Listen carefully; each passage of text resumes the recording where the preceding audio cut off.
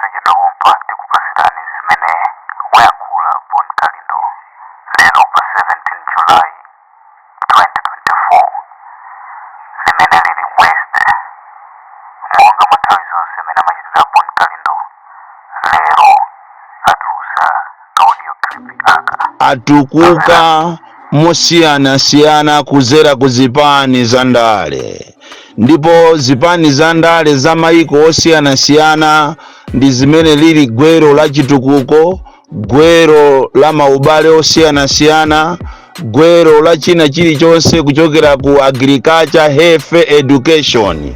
Ndipo ndizonyadisa kwambiri umati ukamayenda maiko amene wankumaona maiko awo mmene atukukira, kutukuka kuzera ku ndale zotchakuka bwino, ndale zimene zipani zake zili ndi manifesto yabwino, welfare yabwino yogwirizana ndi anthu ake. Ndipo ukamayang'ana manifesto ya zipani za maiko osiyanasiyana ndi manifesto imene ili ndi welfare yokhuzana ndi anthu, kuti anthu amuzikolo azikhala pa moyo wabwino, anthu azimva kukoma. Izi ndi zimene ine ndakhala ndikudziwa kuchokera ndili mwana, kuti ndale ndiye gwero la chitukuko zenizeni, gwero la maubale osiyanasiyana. Koma pamene ndakulapa ndatha kuona kunena kuti kuno kwathu izi ndi boza la nkhunkhuniza. Andale ambiri amakonza zipani zawo ndi cholinga kuti azikhutise iwo okha, azilemera. Ndipo ndatha kuona kuti kuno ku Malawi ndale ndiye gwero la kuphana, ndale ndiye gwero la ufiti. Ndale ngati kuli munthu amene ali olimba mtima amene samamumvera nzake chisoni, ndiye wandale wa ku Malawi. No wonder zipani zambiri mbuyomu zimakhala zakufamile, ndipo anthu ambiri akhala akuzichita accuse kuti bwanji zipanizi zili ngati zakufamile. Ine lero ndachiziwa chifukwa chake, kunena kuti anthu amene amakhala kuti akuchita protect legacy, akuchita protect mfundo zakuchipanizo, ndi chifukwa chake zimaoneka ngati zakufamile. Lero ndaonera zimene zikuchitika ku UTM, kunena kuti popeza UTM si chipani chakufamile, Malemu Chilima anachitenga chipani chakuti chikhale chipani cha ziko, aliyense atenge nawo mbali, aliyense atenge nawo gawo, ndi cholinga kuti titukule ziko lathu. Anthu ena andale amene ndi ozikonda, amene cholinga chawo si chotukula ziko lino, amene cholinga chawo si chosamalira Malawi, achitenga chipani chijaso pano kuchitenga fosero. Abale, tamangani sopano mubwere kuno muzaone ku Malawi, UTM is for sale. Ndizomvesa chisoni kwambiri kunena kuti only after a month chimuyikireni Chilima muchipani cha UTM sopano mwasanduka magawo kapena zigawo, ma divisions osiyanasiyana. Ena ukawafusa kuti kodi inuyo mukuyimirira kuti muli chigawo kapena ndinu a UTM amakandulo, gulu la Chilima, kapena inuyo muli chigawo ichi chamanganya. Chifukwa chizikuchita kuonekeratu kunena kuti chipani cha UTM ngati chisichisamala at the space that we are going, chipani chimene chichi chatha basi. Chifukwa ndikutha kuona mbali ina UTM ya ma ministers, UTM ya manganya, UTM ya Chilima imene ikutchedwa kuti ya ma candle lighting. Koma ndizoona ino akulu a muchipani cha UTM, ndizoona zimene mukupangazi. Is this the way you want to honor Chilima? Ndipo Chilimayo akati asamwalire, bwezi pano anthu inu mukupanga zimenezi. Ndizomvesa chisoni kwambiri, ndipo ngati mzimu umalankhula, ukulankhulani ndipo ukukanthani inu anthu a UTM. Nsanga zoona. Olo ali mkazi kuti mamuna ake wamwalira, mama wandu kuzamva kuti mkazi uja wakwatiwa. Anthu tutupa khomo amadziwa kuna kuti wampha mamuna uja ndi mkazi, amafuna kuti atengane ni mamuna wina. Inu zoona a UTM akulu anzeru ngati inuyo, zoona within a shortest period mwayamba kukangana, mwayamba kuwaitanisa azimuna kuti akukwatireni nsanga zoona. ndipo ukamamva ma speech iwo zikuchita kuonekeratu kunena kuti UTM basi anthu agawanapo zida, bandi agawanapo zida. Ndomva chisoni kwambiri kuona kuti mu UTM munali anthu amene timatenga kuti ali ndi integrity yawo, munali kapena muli anthu a integrity in short. Ndipo ineyo ndimayembekezera kunena kuti anthu inu mukhala pansi pamozi ndikuuzana chimozi ndi cholinga kuti agenda kapena manifesto kapena zolinga za Malemu Saulos Chilima muzipitise pasogolo. Koma chimene ndaona ine nchonena kuti usatana komanso ndalama ndi zimene ziti ziononge UTM. Inu zoona Anoero Masangwe, inuyo a Richard Makondi, inuyo a Chijaonga, inuyo a Michael Yati, a Louis Ngalande, a George Zona, George Sawonda, a Mai Makuta, inu zoona a Newton Kambala, inuyo a Kalonga, mukulephera kukhala pamozi ndi kugwirizana ndi cholinga kuti mzimu wa Malemu Saulos Chilima uyende bwino.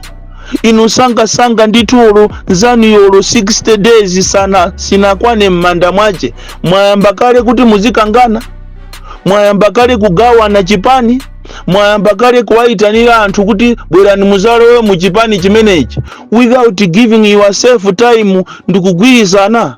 Lero taona ni sopano tu UTM ija yang'ambika patatu. Kuli UTM ya maministers, kuli UTM ya Manganya, kuli UTM ya Makandulo, imene ikunenedwa kuti ikufuna iteteze mzimu kapena legacy wa Chilima. Inu Akwesi Msusa, inu a Felix Njawala, zoona nditu zoona inu. Is this the way you would want to honor Saulos Chilima? Pakali panopa kwa bwera ndalama zosiyana nkhani ena akupulinta ma t-shirt. Timu imeneyo ikupulinta ma t-shirt, ikupulinta salu, ikupulinta zipewa, ndipo aliyense kuti abwere kusonkhana kupasidwa 60,000. Is this the way you'd want to honor Chilima? Ndipo Chilima akanakhala kuti ali moyo. Is this the way mukati muzichita behave?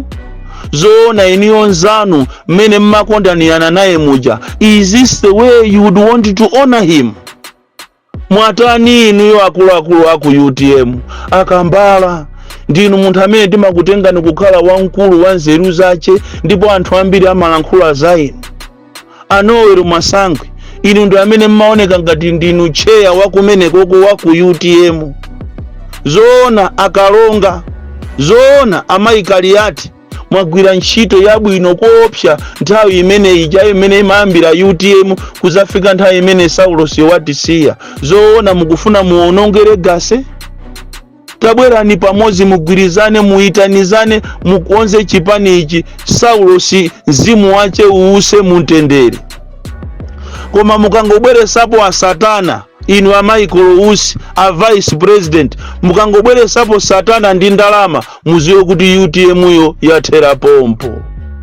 Ndili ndi misonzi muntima mwanga, ndili okumva chisoni kuona chinthu chimene ine ndinali nacho pata ndi pasero chikupita kuchionongeko.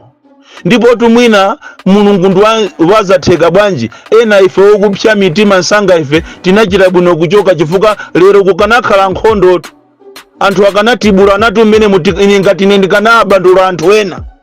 Ndikutha kumuona ine Saulos ali pa trekita ndi Michael Usi tikuchoka kukomesa, kuchoka kumene koko atafuta kulembesa chipani, kupereka ma certificate, kupereka mapepala kumeki. Ndikutha kuona anthu akupita ku desert ku Bangwe kuyandikana ndi nyumba ya uyu ya George Sawonda.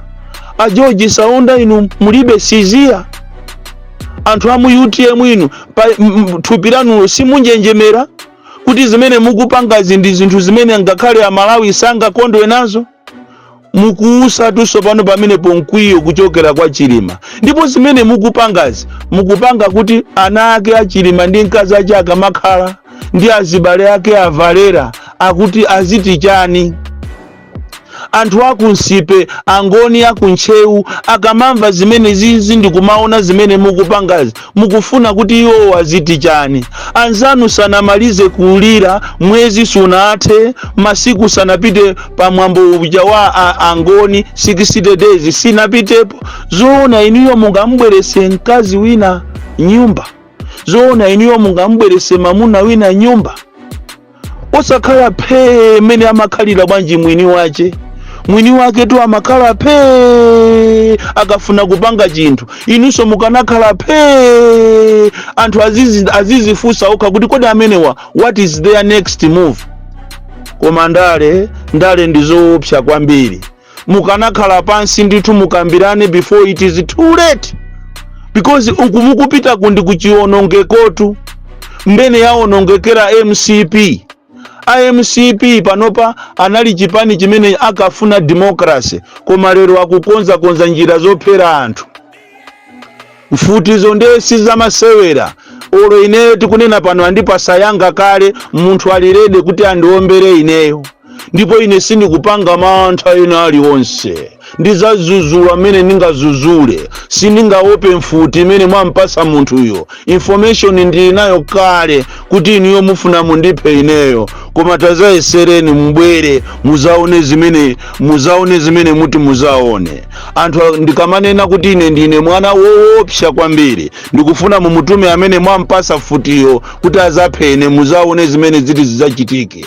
Koma ine siningapange mantha konse, ndizazuzula, ndizanena chilungamo. Amalawi akuvutika kwambiri, ndipo kuvutika kwa Amalawi ndikukhulupirira kuti alipo amene atazavotere inunso wa MCP, amene lero mphamvu zakuchulukirani mukukonza mapulani kuti mubwerese bill kuzera kwa maministers yanu ku parliament yokuti mukachose 50+1, imeneyo siyithekatu. Ngati as long as ineyo I am alive, zimenezo sizitheka, timenyana nanu, ndipo sizingatheke kuti mukawatenge Amalawi for granted. Mwabweresa iniyo ziphinjo zosiyana pamaso pa Amalawi.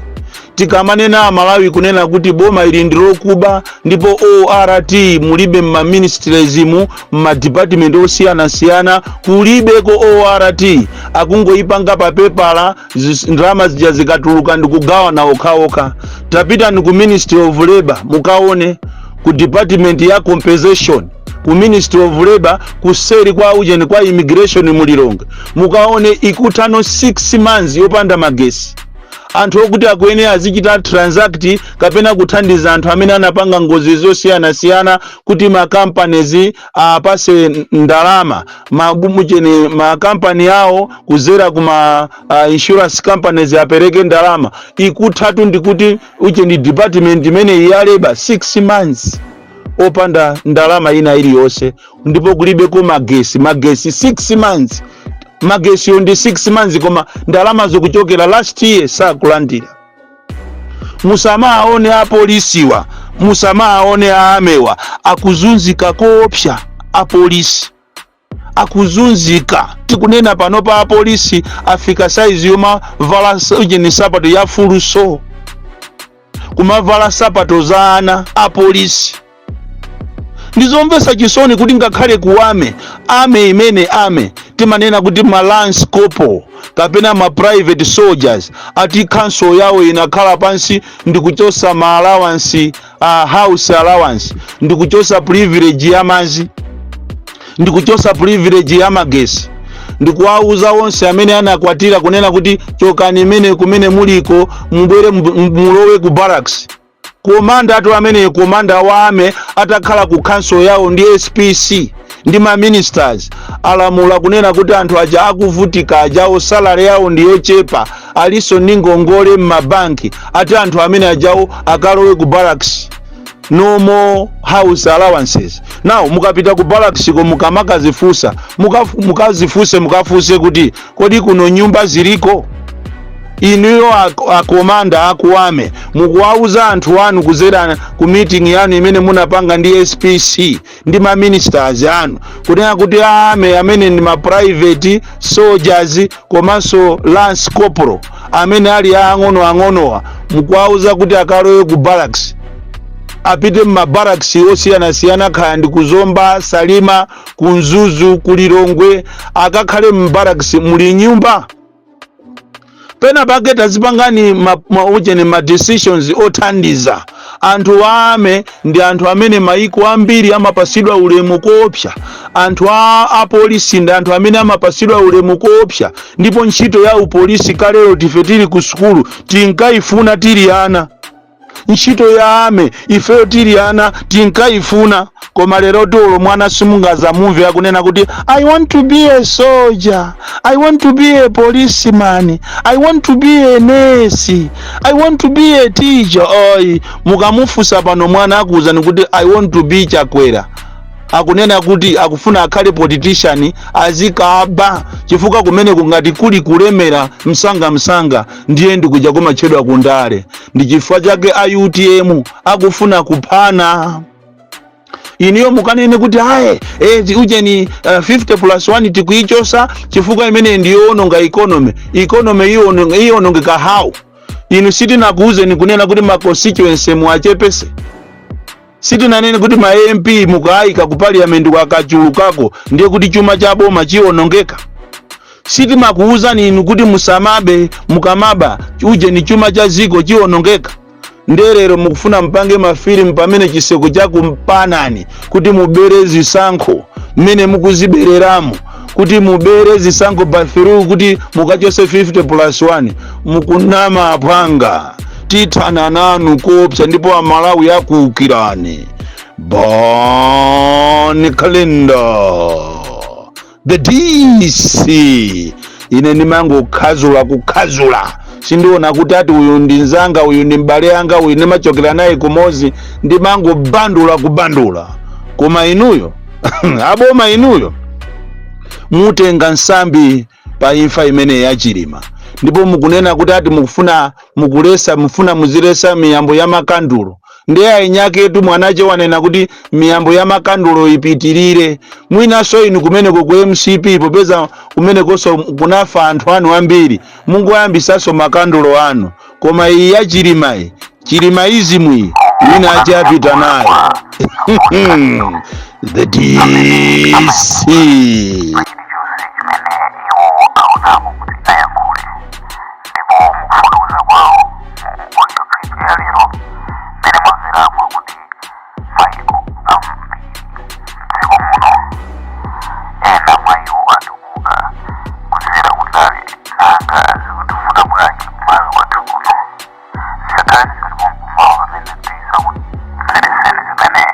Haya kule Bon Calendar, Banjatu,